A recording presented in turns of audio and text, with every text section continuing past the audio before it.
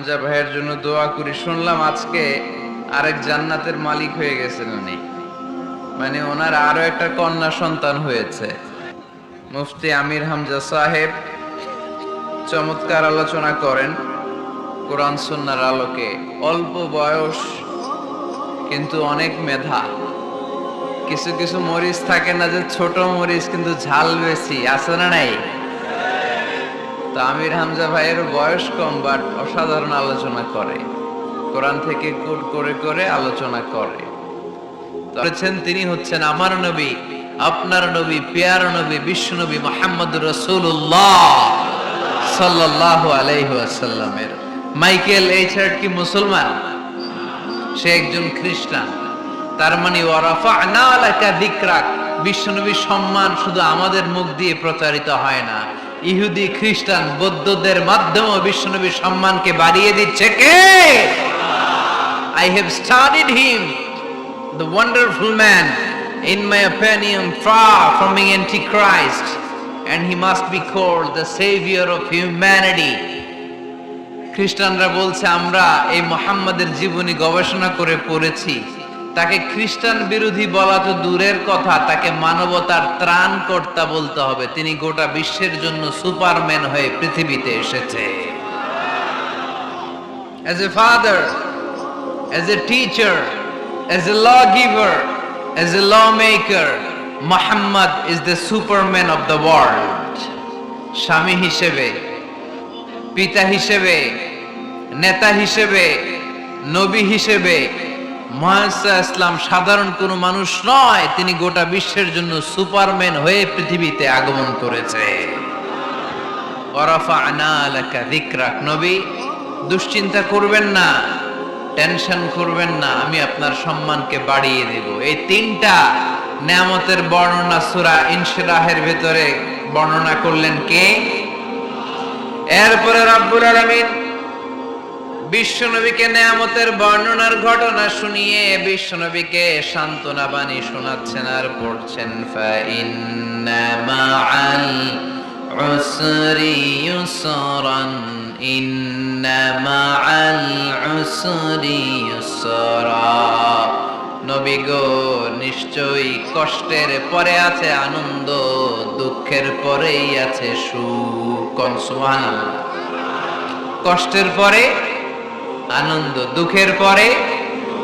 The struggle isn't permanent in our life. দুঃখ কষ্ট এটা আমাদের জীবনে পার্মানেন্ট না, এটা সাময়িক। আচ্ছা, আওয়াজ করে উত্তর দেন তো, এক বছরে কয়দিন আপনাদের ফরিদপুরে? কয়দিন? 365 দিন। গত 365 দিনে না খেয়েছিলেন কয়দিন?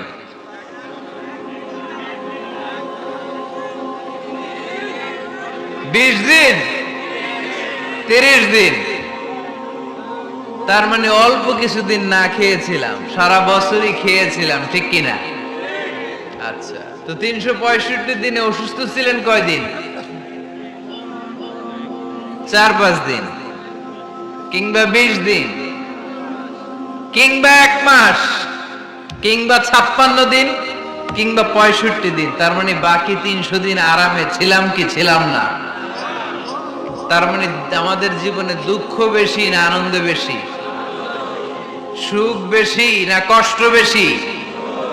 এজন্য আল্লাহ বললেন, খবরদার, মুমিন কখনো হেরে যায় না, মুমিনের হারাবার কিছু নাই। মুমিনের জীবনে যদি আনন্দ আসে, মুমিন শুকরিয়া করে, শুকরিয়া করলে সওয়াব আছে না নাই? আর মুমিনের জীবনে যদি দুঃখ আসে, মুমিন সবর করে, ধৈর্য ধরে, ধৈর্যেও সওয়াব আছে না নাই? তাহলে আমাদের সব দিক দিয়েই তো লাভ। আনন্দের দিনগুলাতে শুকরিয়া করব, আর দুঃখের দিনগুলাতে ধৈর্য ধরবো, দুইটার মধ্যে সওয়াব আছে না নাই?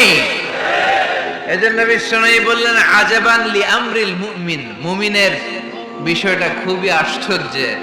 ফাইন আসাবাতহু সাররাউন শাকারা, মুমিন যদি আনন্দে থাকে সে শুকরিয়া করে, শুকরিয়া করলে লাভ আছে না নাই? ওয়াইন আসাবাতহু দাররাউন সাবারা, আর দুঃখে পড়লে সে সবর করে, ধৈর্য ধরে, ধৈর্য ধরলে সওয়াব আছে না নাই?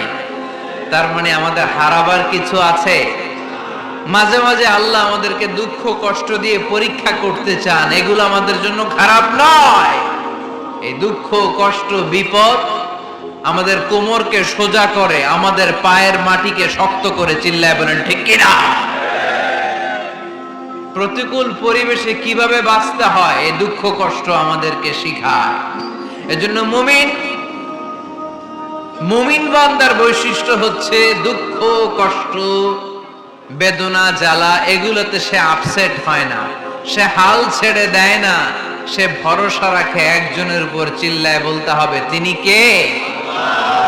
কারণ মুমিন জানে রাত্রি যত গভীর হয় অন্ধকার তমানিসা ভেদ করে সুবহে সাদিক হয়। মুমিন জানে গর্ভবতী নারীর পেটের ব্যথা যেই দিন বাড়তে থাকে ওই দিনই নতুন মেহমান আগমনের সময় ঘনাতে থাকে। মুমিন জানে তার জীবনে দুঃখ কষ্ট বিপদ যত বাড়তে থাকে সুখের দিন কাছে আসতে থাকে। এজন্য মুমিনের হারাবার কিছু নেই। ইন্না মাআল উসরি ইউসরা, ইন্না মাআল উসরি ইউসরা। নবী হে, কষ্টের পরেই আছে আনন্দ, দুঃখের পরেই আছে সুখ। আপনি সমস্যায় পড়েছেন, ওই সমস্যার সমাধানও আছে না নাই? এই পৃথিবীতে এমন কোন সমস্যা আছে যেটার সমাধান নাই? কথা বলেন। সমস্যা তৈরি করেছে কে? আবার সমাধানও দিয়েছে কে? আল্লাহ doesn't create a lock without its key. আল্লাহ কখনো চাবি না বানাইয়া ওইটার তালা বানায় নাই। কথা কন। তালাও যেহেতু আছে ওই তালার চাবিও বানিয়েছে কে? মা আনজালাল্লাহু দাআন ইল্লা আনজালাল্লাহু লাহু শিফা। আল্লাহ দুনিয়ায় এমন কোন রোগ পাঠায় নাই যে রোগের ঔষধ বানায় নাই, এমন কোন রোগ নাজিল করে নাই যেই রোগের কোন চিকিৎসা বানায় নাই, হয়তো সেটা আবিষ্কার হয় নাই। অনেকে ক্যান্সারের কথা বলতে পারেন যে হুজুর ক্যান্সার এমন রোগ, এই ক্যান্সার তার নাই কোনো অ্যানসার, কিন্তু বিজ্ঞানীরা বলতেছে এটারও অ্যানসার আবিষ্কৃত হচ্ছে। সুবহানাল্লাহ কইবেন না? কিছু কিছু ক্ষেত্রে হয়েও গিয়েছে। এজন্য দুঃখের পরেই আছে সুখ, কষ্টের পরেই আছে আনন্দ। এই দুনিয়াটাই এরকম, কষ্টের পরই আনন্দ। দেখবেন তারাবির নামাজ 20 রাকাত পড়তে কষ্ট লাগে না? কোমরে ব্যথা, হাঁটু